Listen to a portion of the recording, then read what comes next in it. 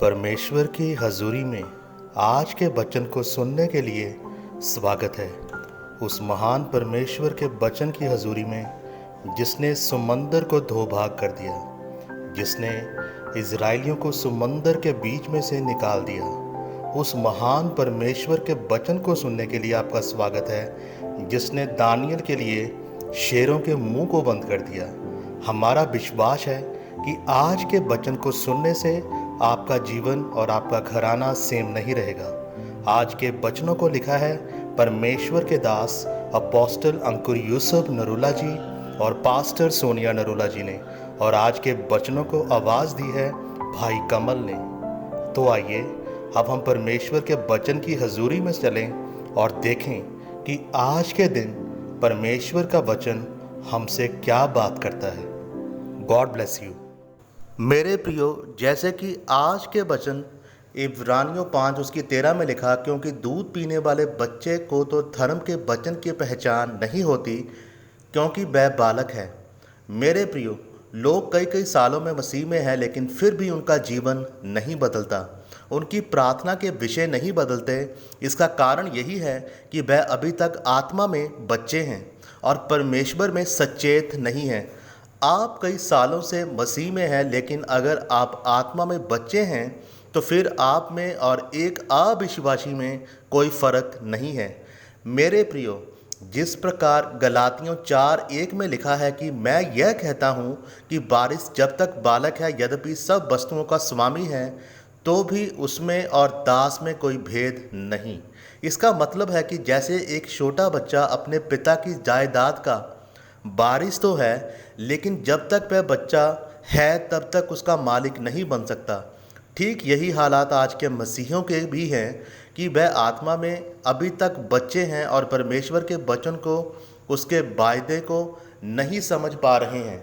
इसलिए परमेश्वर उनको अगले स्तर पर नहीं लेकर जा रहा है। मेरे प्रियो, परमेश्वर ने कहा कि जो व्यक्ति मेरे पास आएगा, मैं उसके जीवन में से सभी रोग दूर करूँगा।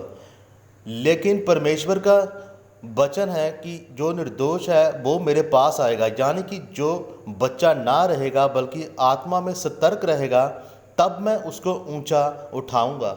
आपके जीवन के लिए परमेश्वर के बहुत सारे वायदे हैं, और आंसू बहाते हुए जो बोते हैं, परमेश्वर का वचन कहता है वह जय जयकार करते हुए लबने पाएंगे। लेकिन अगर आप फिर भी गरीबी के श्रापों को तोड़ने के लिए सिर्फ प्रार्थना करते रहेंगे और बोएंगे नहीं, तो आप अभी भी बच्चे की तरह हैं। इन वायदों को अपने जीवन में पूरा करने के लिए आपको आत्मा में ऊंचा उठना होगा, यानी कि परमेश्वर के वचनों में बढ़ना होगा, उपवास और पवित्रताई में रहना होगा, और प्रथम स्थान पर परमेश्वर को रखना होगा, उसे देना होगा। तब आप आत्मा में ऊंचा उठेंगे और आपको परमेश्वर के वायदों की समझ आएगी। मेरे प्रियो, अगर आप बाइबल में दानियल के बारे में पढ़ें तो लिखा है कि वह आत्मा में सतर्क था, दिन प्रतिदिन वह आत्मा में ऊंचा उठता जा रहा था। इसका यही कारण था कि वह प्रार्थना करनी नहीं छोड़ता था, परमेश्वर के वचन को नहीं तोड़ता था, उसका ध्यान इधर उधर नहीं था, और वह परमेश्वर के प्रति वफादार था। इसलिए वह परमेश्वर से गहरे भेदों को ले पाया।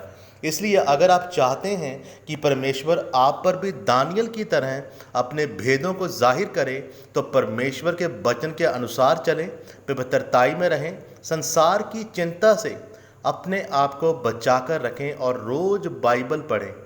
जब आप ऐसा करेंगे तब आप आत्मा में सतर्क होंगे और ऊंचा उठते जाएंगे और परमेश्वर के वायदों को अपने जीवन में पूरा होते देखेंगे। आमीन।